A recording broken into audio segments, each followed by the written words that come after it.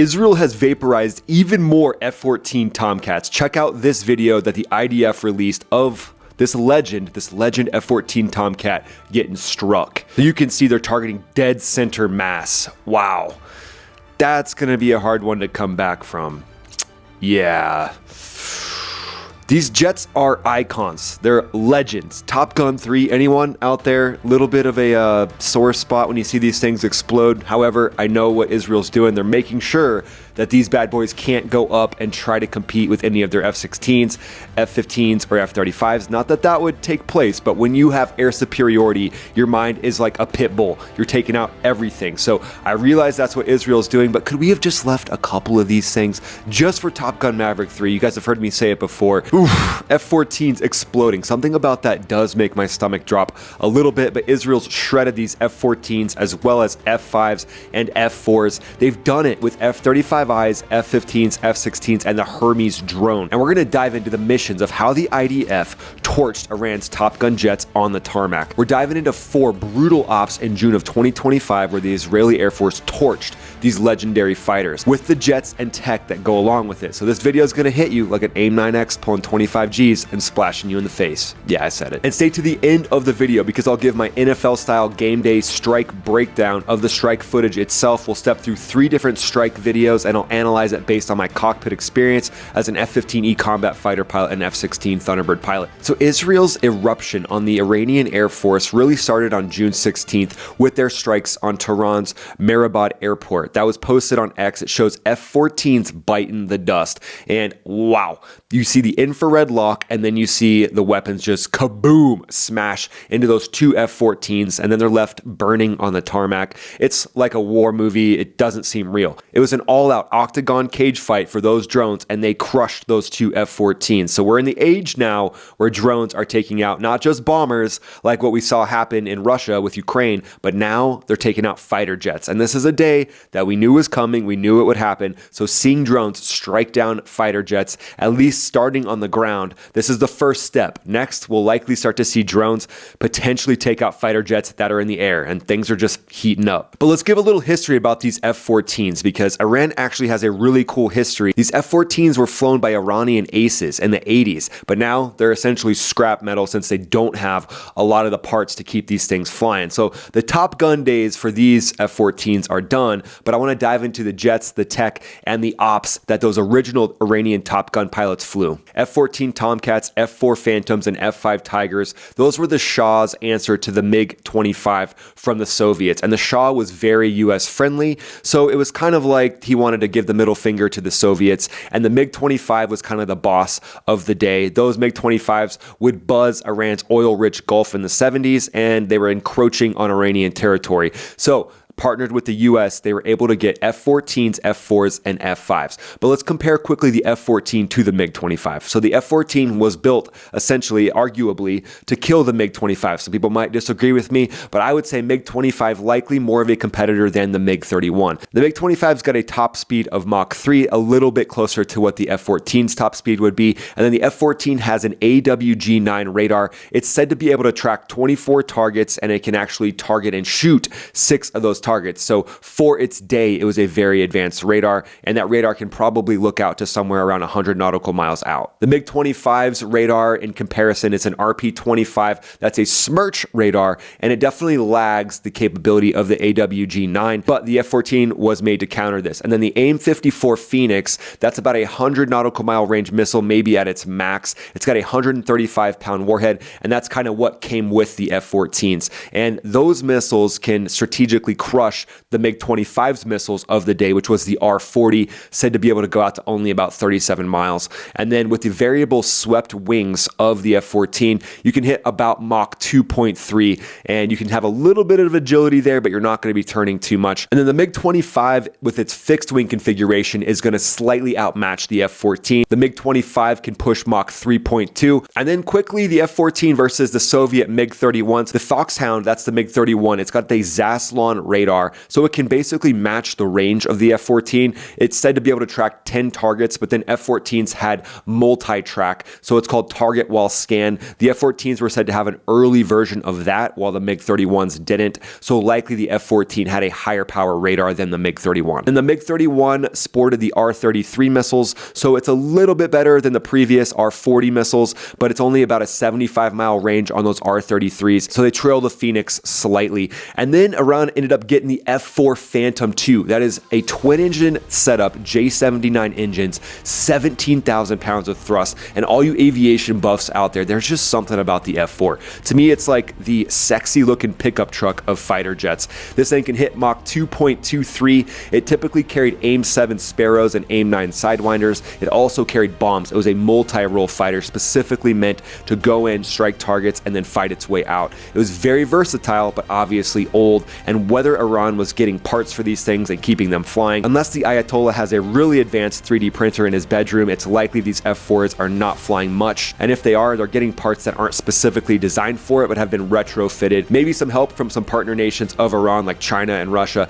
trying to get these jets flying, but really China and Russia want to move Iran away from the F-4, the F-14, and the Western jets. They want Iran to buy the Su-35 and other advanced fighters from those nations. And then quick brief on the F-5 Tiger II. It's got two J-85 engines with 5,000 pounds of thrust each. Goes about Mach 1.6, so it's the slowest of the bunch, but still not exactly crawling. It carries Sidewinders, and it's got a 20mm cannon. It's agile, but dated like all the rest. And this is kind of interesting, but in 1974, Iran bought 79 F-14s along with the missiles that came with them in a multi-billion-dollar deal. The F-14 Top Guns from Iran trained at Naval Air Station Miramar. That was the heyday and the beginning of the Top Gun culture.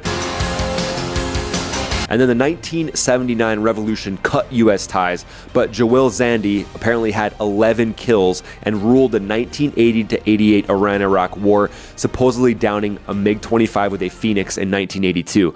By 2025, approximately 12 to 24 F-14s, a handful of F-4s and F-5s remain, and they've been cannibalized, essentially trying to keep the F-14 as Iran's primary jet is what Iran's focus has been, but it's been really tough for them to do that. And this was a high-stakes jet takedown. Establishing air supremacy and air superiority prior to getting these jets taken down was of utmost importance. But as soon as Israel was able to establish air superiority over the first few days of the conflict, then they just shredded through these F-14s, a knife slicing through butter. It looked like no big deal. And Iran actually tried to hide some of these things. So they tried to hide some F-14s and F-4s in their underground Dr. Evil bunkers, but the underground bunker like Agab 44, it was unveiled in 2023. It's got reinforced concrete and it's got some mountain cover to defy bunker busters, supposedly, but these fortresses were Iran's shield and they hid the jets from strikes up until recently. So in June 2025, as you all know, Israel's Operation Rising Lion is underway. There's a ceasefire currently, but we'll see where that goes. So likely Israel used some 5,000-pound bunker buster bombs to reach down and touch these underground bases and storage facilities for the fighter jets. So they've likely left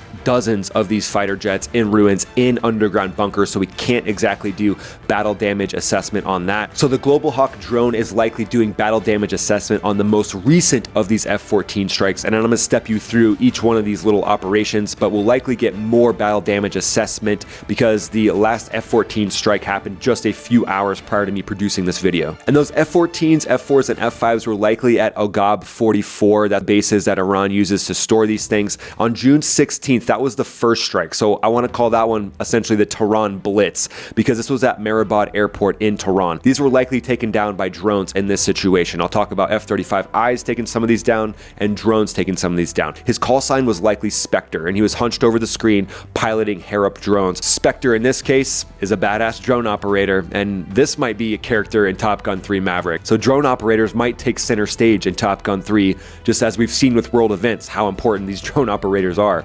But Spectre, being the badass that he is hunched over the screen. Come on, Spectre, get a little bit of better posture, man. Just hold the screen and look at it like you're an athlete. But he's piloting that Harop drone. It's got a 23 kilogram warhead and it dives in at 400 miles per hour. The F-14s are sitting there, all ducks sitting in a row, easy targets, and some of them were likely struck sitting inside hardened shelters as well. But Spectre whispers, "I got you now." The thermal imaging locks on, the Harop screams in, the F-14s are obliterated, but it was a lot of teamwork in this case. Mossad's intel, spies, hacking, it all helped Spectre nail these jets. And then Iran's AWG-9 early warning radars were blind to the 25G-like strike. And now strike number 2. This one happened June 17th, and I call it the Isfahan firestorm. It happened at Shahib Babai Air Base in Isfahan. 3 F-14s and 1 F-4 were fried. They met their maker. This was an F-35I mission, and this is likely the pilot's tale. Over Syria, the F-35I pilot, callsign Strike, locks onto the Isfahan bunker with the Delilah guided missile. It's got a 1,000-mile range and is GPS guided. But Strike's not alone. He's got his wingman, and together they've got 4 Delilahs. These 4 Delilahs scream off the F-35Is. The Delilahs punch through Iran's defenses and torch 3 F-14s and 1 F-4 sitting on the tarmac. The F-14's Phoenix and F-4's Sparrows, they're useless, they're gone, they're shredded. The F-35 flies above, a jet from a different era. It's got an ASA radar watching everything happen seemingly before it even happens. The F-35I's got AIM-9Xs, the AIM-9Xs can pull 25 Gs. The F-35I screams overhead of the F-14s and F-4s, even having turned them to shreds, still with a bit of respect. Strike tips his hat, knowing that the F-14s and F-4s once dominated the sky. Not anymore. In today's world, it's his F-35I that is the king predator of the sky. Now let's talk about Strike 3. This happened on June 21st, and I call it the Dezful Massacre. It was at Dezful Air Base, Kustan. 2 F-5s and 1 F-4 obliterated. This one was likely another drone operator. This drone operator operated his or her Harops over Dezful. They knew that they could strike bunkers, but they could also strike jets on the tarmac. And the F-35I strike package was up above, targeting any radar systems that might turn on and try to ruin the drone's mission. Then, as soon as the drones lock onto their target, backed up by AI, they go into a death dive, knowing that nothing will survive that Harop drone's blast. The Israel military reported 2 F-5s and 1 F-4 were burned inside of bunkers on this day. And then IDF footage shows craters of the Dezful strikes. Iran's F-5's once potentially capable jet, it's no match for the Harop's drone precision and unforgiving strike. And then strike number 4 on June 23rd. I call this one Airfield Armageddon. The IDF hit 6 airfields with F-14s, F-4s, F-5s, and AH-1 helicopters trashed. This one was likely another F-35I strike. And this F-35I pilot's tail was blasting out of their F-35I squadron, knowing that they were going to take down essentially the remaining fighter jets of the Israeli Air Force. They were backed up by F-16s that also hit 6 of the airfields. The tarmacs turned into graveyards. The F-35I pilot, today callsign Hawk, knows that the GBU-31s dropping off of F-15Is are destroying bunkers and the airfield. Hawk's job today is to strike the actual jets themselves.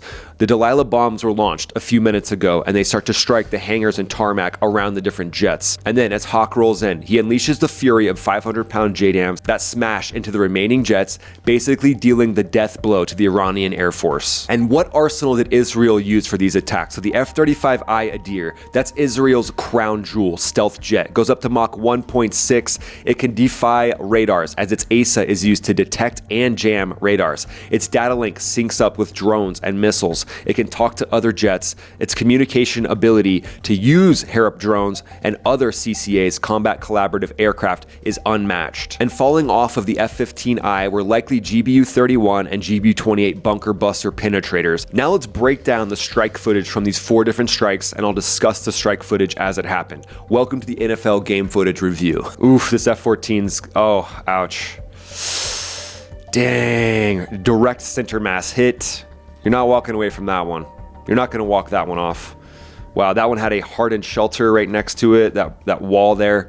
So when you're doing a strike package review of this, you're going to be weaponeering and analyzing the different structures around it, because if you came from the other side with that missile, there's a chance that that wall blocks that missile coming in. And all the F-14 pilots and Rios out there that watch my channel, they're all shuddering a little bit. They're all just shaking a little bit. Tonight, they're not going to sleep very well. They're going to wake up in a cold sweat. Sorry, guys. Sorry that your F-14s are gone. I will say they are beautiful. Here's some F-5s biting the dust. Yeah. Ouch.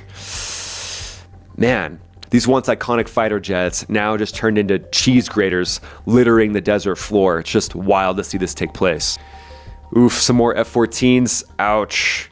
Gosh, that F-14 just looks beautiful before it's hit. It's just such a classic jet. But yeah, these things will not be flying anymore. And when you think of drones now targeting fighter jets, we saw Ukraine do it in Russia where they targeted bombers, now targeting fighter jets. Fighter jets to me are just a more wily, more hard target to get to. And if you were going up against maybe a near peer adversary, they'd probably try to get these jets airborne fast. But if any Iranian pilots are even left in the country still, if they jump in these jets, they're essentially going to get schwacked in the face by an AMRAAM from an F-35I or an F-15 prior to even getting airborne. It'd be like the wheels break ground and then boom. So we got the June 16th attacks on the F-14s, the June 17th attacks, F-14s and F-4s, and then June 21st taking down more F-14s, and then June 23rd, more F-14s going down as well. These Israeli jets, F-16s, F-15s using JDAMs, these Harop drones, schwacking these classic relics is just impressive. The F-35I used its ASA to help target, used its ASA to help jam certain radar systems that were maybe trying to take down Harop drones, but these Harop drones can loiter around as well and just wait until the perfect time to strike. These things are so capable, so I would expect to see more operations with these Harop drones in the future. So in summary, guys, it looks like Iran's Air Force is essentially crippled. Through different sources, it looks like maybe they've got 10 F-14s left, maybe a few MiG-29s, and a couple F-4s or F-5s. Israel wrecked 200 plus missile launchers so far. That's S-300s and their radars. And Israel's taken out dozens of their fighter jets. Iran claimed to get that F-35 kill, and I think this photo is pretty hilarious. Something just doesn't make sense. So anyway, good try by the Iranian propaganda there to try to show that they shot down an F-35. So we'll see what happens moving forward, whether the peace talks hold, but it looks like the F-35I is the lion that is now roaming and ruling the skies, along with drones, those combat collaborative aircraft. And I would expect to see more drone interface with the F-35s, potentially more airstrikes should this conflict heat up again. But I guess we could all take a moment of silence and say goodbye to that relic, that F-14.